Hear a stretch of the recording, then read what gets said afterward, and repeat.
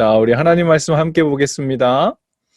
오늘 주시는 말씀은 이사야 45장 9절에서 13절까지 말씀입니다. 이사야 45장 9절에서 13절.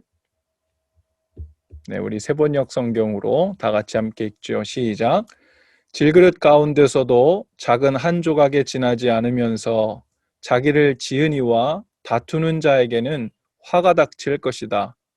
진흙이 토기장이에게 너는 도대체 무엇을 만들고 있는 거냐 하고 물을 수 있겠으며 내가 만든 것이 너에게 그에게는 손이 있으나 마나다 하고 말할 수 있겠느냐. 아버지에게 말하기를 나를 자식이라고 낳았습니까? 하는 자와 자기 어머니에게 무슨 해산의 고생을 했다는 겁니까? 하고 말하는 자식에게 화가 닥칠 것이다. 이스라엘의 거룩하신 하나님, 곧 이스라엘을 지으신 주님께서 말씀하신다. 내가 낳은 자녀를 두고 너희가 나에게 감히 물으려느냐? 내가 한 일을 너희가 나에게 감히 명령하려느냐? 바로 내가 친히 이 땅을 만들었으며 바로 내가 그 위에 인류를 창조하였다. 내가 손수 하늘을 폈으며 그 모든 별에게 명령을 내렸다. 바로 내가 그를 의의 도구로 일으켰으니 그의 모든 길을 평탄하게 하겠다.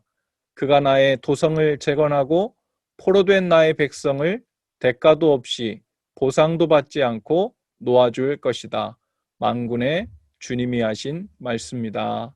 아멘. 우리 이사야 말씀을 계속 묵상하고 있는데요. 요즘 이전에도 그랬지만 경험해보지 못한 사건, 사고들 참 많죠. 예상치 못한 일들에 대한 소식이 하루에도 수없이 들리고 또 보입니다. 잘 아시는 것처럼 요즘 미얀마에서 지난 2월에 쿠데타를 일으킨 그 군부 정권, 그리고 민주주의를 수호하려는 국민들이 청소년들부터 어른들까지 다 길거리로 나오고 또 시위하면서 이를 제지하려고 하는 경찰들 또 군인들이 발포하는 실탄 총에 맞아 죽는 사망자들이 수십 명에 달하고 있어요. 그래서 유엔의 적극적인 개입을 원하고 있지만 아직 상황을 지켜보고 있는 중이죠. 우리가 함께 기도가 필요합니다. 또 그 전쟁을 방불케 하는 상황 속에서 그 안에도 그리스도인들이 있을 텐데 그 그리스도인들은, 믿는 자들은 그 상황을 어떻게 느끼고 있을까요? 하나님의 뜻이 여기 어디에 있을까? 이 어려운 상황에, 이 고통의 순간에 하나님은 어디 있을까? 그런 생각 하겠죠. 또 어제는 뉴질랜드 연안에서 8.1이면요 강진인데요. 8.1 강진 지진이 일어나서 뉴질랜드만이 아니라 태평양 연안에 있는 많은 국가들에게 쓰나미 경보가 발동되었다고 합니다. 뉴질랜드의 해안가에 살고 있는 분들이 모두 대피 명령이 일어나서 다 산 위로 올라가는 소동이 아직까지 벌어지고 있어요. 그리고 쓰나미가 언제 어떻게 몰려올지 몰라서 아직 다 두려움에 떨고 있죠. 하나님의 뜻은 어디 있을까? 여기에도 하나님의 섭리와 손길이 있는 것일까 하고 생각하는 사람들이 그 중에 또 있을 것입니다. 오늘 뉴스에 보니까요, 제롬 파월이라는 연방준비제도 의장이 이제 곧 빠른 시일 내에 일시적인 인플레이션, 물가 상승이 일어날 것이라고 예상된다 하고 이렇게 한마디 했더니요, 그에 반응해서 갑자기 국채 금리가 급등하고 그렇게 높이 올랐던 주가들이 폭락했다는 소식이 들려오고 있습니다. 제가 무슨 뉴스 리포터 같죠? 이렇게 사람들은요, 사건 하나하나에 반응합니다. 그리고 하나의 사건이 일어나면 이 일은 좋은 일인가 나쁜 일인가, 이 일은 하나님이 주관하신 일인가 아닌가, 그거에 대한 의미와 뜻을 찾으려고 애쓰지만 뜻을 찾지 못해서 혼란스러워하고 또 두려워도 하고 울기도 하고 웃기도 하는 일들이 하루에도 여러 번씩 우리 가운데 일어나죠. 성경에서 말하는 믿음이 있는 사람, 믿음이 없는 사람의 기준을 어떻게 나눌까요? 성경에서 믿음이 없는 사람들의 특징이 있어요. 그 특징 중에 하나는 바로 그의 삶의 주위에서 일어나는 사건 하나하나에 보이는 대로 반응하는 거예요. 불행했다가 행복했다가, 그리고 어떤 사건을 만나면 이 일은 좋은 일, 또 어떤 일을 만나면 이 일은 나쁜 일, 하나님 이 일을 왜 주셨어요? 이 일을 더 주세요. 그렇게만 반응하는 겁니다.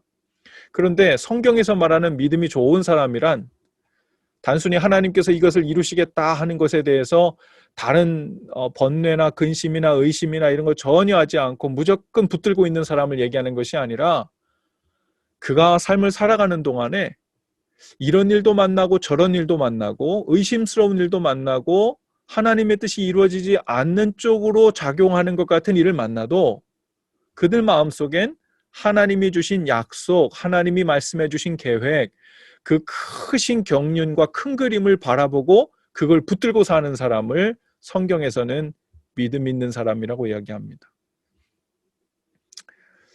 많은 사람들이 한 가지 사건을 놓고 이끌려 삽니다. 하지만 하나님의 역사는 하나님의 뜻이 어디 있는가, 하나님의 약속이 어디 있는가, 거기에 따라 흘러가죠. 그래서 믿음 있는 사람은요, 작고 큰 사건에 크게 휘둘리지 않습니다. 물론 우리 눈앞에 벌어지는 데 어떻게 안 놀라겠어요. 두려운 마음도 생길 수 있죠. 하지만 그 중심엔 하나님이 가시고자 하는 방향, 약속, 그것을 알기 때문에 다시 제자리를 잡고 돌아오게 되죠. 그래서 우리 주위에 일어나고 있는 일들은요, 그 한 가지만 두고 이것이 좋은 일이다, 나쁜 일이다 라고 이렇게 간단히 이야기하기 힘듭니다. 물론 정의롭지 못하고 악한 일이 일어난 것에 대해서 우리는 그것을 모르겠다는 것이 아니라, 단지 우리 눈앞에 보여지는 사건, 사고 하나들만 가지고 그 조각이 하나님의 크신 섭리 가운데 어디에 맞춰지는 퍼즐 조각인지를 알 수 없기 때문에 우리는 그 일만 놓고 좋은 것이다, 나쁜 것이다 라고 섣불리 이야기할 수 없다는 겁니다. 장기 두어 봤나요? 바둑 두어 보셨어요? 거기에 보면, 저도 잘 못 두지만 장기 두고 바둑 두는 사람, 잘 두는 사람들은요, 전략이 있죠. 전략, 스트래티지가 있어요. 어떤 수는 겉으로 보기에 상대가 유리한 것 같은 수를 둡니다. 그런데 전체 전략, 큰 시선 안에서는 상대에게 결국 그것이 불리한 역할을 했다는 것을 알게 되죠. 하나님의 크신 섭리 안에서 하나님께서 일하시기 때문에 우리가 그 섭리를 다 알지 못하는 사람으로서는 마치 하나님께서 우리의 눈앞에 벌어지고 있는 크고 작은 일들, 이런저런 일들이 하나님의 크신 그림 안에서 어떤 역할, 몇 번째 또리인지 알 수 없기 때문에 그것만 가지고 우리가 이렇다 저렇다 말하면 어렵다는 이야기입니다. 오늘 본문 말씀에 보면요, 이스라엘 백성도 너무 불안한 겁니다. 왜 불안해하고 있어요? 지금 눈앞에서 일어나고 있는 사건들이 두렵게 하는 일들이에요. 너무 놀랄만한 일들입니다. 이스라엘은 바벨론 포로로 잡혀갔던 사건이 발생합니다. 여러분, 한 나라가 망하고 포로로 다 끌려가고 70년이나 포로 생활을 한다는 거 보통 큰일이 아니죠. 당연히 놀라죠. 당연히 이건 나쁜 일이라고 생각하죠. 하나님은 여기에서 하나님의 백성을 왜 그냥 두시냐고, 하나님은 어디 계신 겁니까 하고 생각하죠. 불안에 떱니다. 그런데 하나님은 백성들에게 이사야 선지자를 통해 그분의 크신 섭리와 계획을 말씀해 주십니다. 너희가 바벨론의 포로로 잡혀갈 것이지만 나중에 더 큰 일도 만날 것이다. 내 종 페르시아의 고레스 왕을 보내서 그 바벨론을 또 침략하게 할 거다. 그러나 두려워하지 마라. 너에게는 내가 이렇게 준 약속이 있다. 미리 보여준 계획이 있다. 라고 말씀하시는 거예요. 여러분, 아마도 이사야 그리고 이스라엘 백성들이요, 말도 안 돼요. 어떻게 그런 일이 있을 수 있어요? 하나님, 고레스 왕은 하나님도 모르는 이방인이에요. 하나님도 모르는 이방인 왕을 하나님이 내 종이라고, 내가 그 편을 들겠다고, 그에게 모든 힘을 실어주겠다고, 가는 곳마다 길을 열어서 다 이기게 하시겠다고. 하나님 어떻게 그런 일이 있을 수 있어요? 그러면서 하나님을 더 알지 못하는 자의 편을 들고 잘 되게 하신다는 게 옳습니까? 라는 이런 태도를 품었던 것 같아요. 그랬더니 하나님께서 오늘 뭐라고 하시는 거예요? 너는 질그릇 중에서도 한 조각일 뿐이다. 나는 그것을 만든 창조주야. 너에게 나에게 지금 무엇을 물어보는 것이냐 하고 이렇게 말씀하시는 거예요. 하나님은 왜 빛도 만드셨지만 어둠도 만드셨나요? 하나님은 축복도 주시는데 왜 재앙도 주시나요? 그렇게 우리가 따질 수 없다는 겁니다. 피조물이 창조주를 위해서 이 일을 제의할 수 없다는 거예요. 바로 하나님이 이 땅을 만드셨고 바로 이 땅에 인류를 창조하셨다고 말씀하십니다. 하나님은 만물과 인간을 창조하신 하나님이세요. 하나님이 손수 그 손으로 하늘을 폈고 별에게 명령도 하셨대요. 그러니 하나님께서 그 고레스 왕을 공의의 도구로 사용하시든 불의한 바벨론을 심판하시든 이유도 없이 이스라엘 백성들을 대가도 받지 않고 풀어주든 하나님이 그렇게 사용한다고 해서 이상할 것이 없다고 말씀하시는 거예요. 하나님께 대한 이런 질문이요, 성경 곳곳에, 그리고 많은 사람들이 하나님의 섭리에 대해서 이해할 수 없다고 질문을 합니다. 대표적으로 우리가 잘 아는 욥이 있죠. 그런데 우리가 잘 아는 대로 이 욥에게 하나님이 대답하시는 방식이 특이합니다. 답을 주시는 것이 아니라 더 어려운 질문을 더 많이 주시는 거예요. 근데 이상한 일이 발생해요. 하나님이 답을 주시지 않고 질문을 했을 뿐인데 욥이 수긍을 하고 마치 답을 얻은 것 같은 자세를 취합니다. 그 Introduction of the Job Book이라고 하는 책이 있는데 그 책에 이런 문구가 나옵니다. 제가 한번 읽어드려 볼게요. 욥은 마지막에 등장하신 하나님의 말씀을 듣고 감동을 받는데 사실 하나님이 등장하신 이유는 수수께끼를 풀어주기 위해서가 아니라 수수께끼를 내기 위해서다. 하나님은 인간이 이해할 수 없는 일들을 제시하실 뿐인데 욥은 돌연 하나님의 말씀을 납득하기 시작한다. 사실 하나님의 입에서 나온 수수께끼가 욥의 입에서 나온 수수께끼보다 더 모호하고 암울하게 들린다. 그런데 여호와께서 말씀하시기 전까진 어떠한 위안도 얻지 못하던 욥이 그제서야 갑자기 비로소 위로를 얻는다. 하나님께서는 어떠한 답도 주지 않으셨다. 하지만 욥은 너무 좋아서 차마 입 밖에 낼 수 없는 등골이 오싹해질 만큼 소름이 돋는 어떤 기운에 에워싸인다. 하나님께서 그분의 계획과 섭리를 설명하실 것을 거부하신다는 사실은 그 자체로 그분이 어떤 분이시고 그분의 계획을 이해하는 중요한 단서가 된다. 욥의 질문에 답을 한 것도 아닌데 욥이 갑자기 위로를 받아요. 갑자기 항복하고 겸손히 하나님 앞에 나갑니다. 그 이유는 도저히 대답할 수 없는 수수께끼 같은 질문들에 어느 하나도 대답할 수 없는 존재가 바로 자신이라는 것을 깨닫습니다. 그런데 그것이 답이 된 거예요. 어떤 답이요? 나는 질그릇의 한 조각이구나. 그랬지. 하나님은 나를 만드신 분이셨지. 하나님은 창조주시지. 그 너무나도 당연한 사실을 내가 잊고 있었구나 라는 그 깨달음이 오자 하나님 앞에 그 수많은 질문을 하면서 답을 요구했던 그 욥이 갑자기 정확한 답은 알 수 없지만 이미 모든 답을 얻은 듯 수긍하고 마음의 위로를 얻기 시작하는 거예요. 하나님 됐습니다. 하나님 대답 안 하셔도 돼요. 하나님이 대답하셔도 제가 어차피 이해도 못할 테지만 하나님이 누구신지를 제가 다시 알게 된 것으로 이미 답이 된 겁니다. 이런 태도를 갖는 거예요.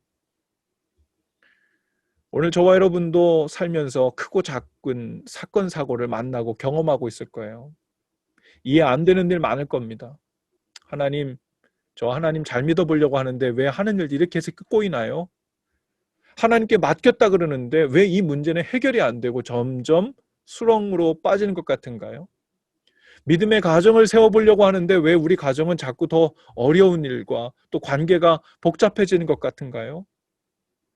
하나님을 믿는다고 한다면 점점 삶의 문제들이 점점 없어지고 해결되는 쪽으로 가야 되는 거 아닙니까? 그런데 왜 점점 많은 질문과 의문들이 생겨나는 것인가요?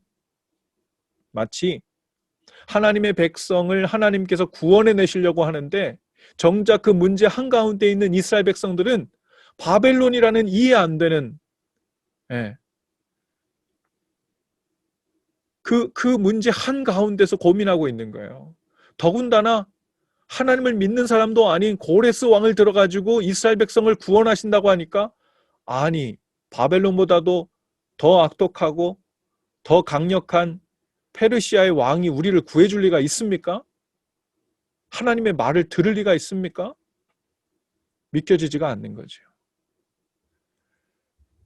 때로는 하나님이 이방인의 편에 서 있는 것처럼 보입니다. 또 하나님께서 마치 고레스와 같은 하나님과 아무 상관없는 오히려 세상의 편을 들고 있는 것 같고 세상의 편, 악인의 편을 들고 있는 것 같은 느낌도 받을 때가 있어요. 그래서 우리는 불안하고 놀라고 두려워합니다. 그런데 오늘 하나님께서 말씀을 통해 이스라엘 백성에게 말씀하듯 우리에게 두 가지를 가르쳐 줍니다. 하나는 걱정하지 마라. 너는 질그릇의 작은 조각일 뿐이고 나는 창조자다. 그리고 이 모든 일에는 나의 계획이 있고 나의 섭리가 있다. 이 약속을 믿으라고 하나님께서 우리에게 음성을 들려주시는 거예요. 하나님이 누구신지 그리고 나는 누구인지 그것을 기억하고 붙들고 살라고 하십니다. 그러면 우리 눈앞에 여전히 많은 이런저런 좋아 보이는 안 좋아 보이는 장기알들, 바둑알들이요. 여러 가지 사건 사고를 우리 삶 가운데 쳐들어올 수 있지만 그것 때문에 울었다 웃었다 하지 않고 잠잠히 그 혼란스러운 폭풍 중에도 중심을 잡을 수 있다고 우리에게 말씀하신 줄로 믿습니다.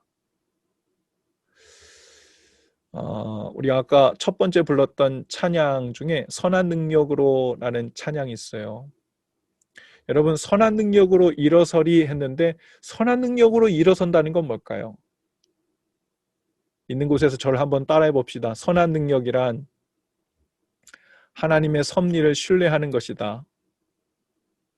다시 한번 선한 능력이란 하나님이 누구신지를 아는 것이다. 하나님이 누구신지를 알고 하나님이 누구신지를 기억하고 그것을 keep in mind 하고 놓치지 않고 마음에 붙들고 있으면요. 여러분 그것이 선한 능력이에요. 그러면 일어날 수 있습니다. 그러면 그 폭풍 속에서 혼란 속에서 빠져나올 수 있어요. 그러면 막연한 두려움과 사건 사고 때문에 영향 미쳐지는 거기에 이런저런 파도에 휩쓸리지 않고 중심을 잡고 설 수 있어요. 오늘 우리에게 주의 음성이 또 성령님의 음성이 각 사람 마음속에 들려지는 줄로 믿습니다. 아무리 바벨론 같은 또 페르시아 같은 또 고레스 같은 대단한 강력한 손이 우리의 삶을 휘젓고 있어도 그 안에서도 그 모두를 주관하고 계신 하나님의 더 크시고 강력한 손길 때문에 우리는 요동치 않을 수 있습니다. 오늘 그 말씀을 기억하면서 우리의 선한 능력으로 함께 찬양하고 기도한 시간을 갖겠습니다. 귀하신 주님, 저희로 선한 능력으로 일어나 하나님 오늘 우리를 부르시고 인도해 가고 계신 그 길 위에서 담대히 주를 따르게 하여 주시옵소서. 두렵고 떨리고 불안함을 주는 많은 사건 사고가 또 환경의 파도가 우리 가운데 있지만 하나님이 누구시고 우리를 부르신 하나님의 크신 능력과 또 우리가 하나님의 자녀 되었고 우리를 사랑하시는 그 말씀으로 인하여 굳게 서고 담대하게 서고 또 하나님이 이끄시는 그 놀라운 섭리 가운데 살아가는 저희들 되도록 붙드시고 보호하시고 인도하여 주시옵소서. 예수님의 이름으로 감사하며 기도하옵나이다. 아멘.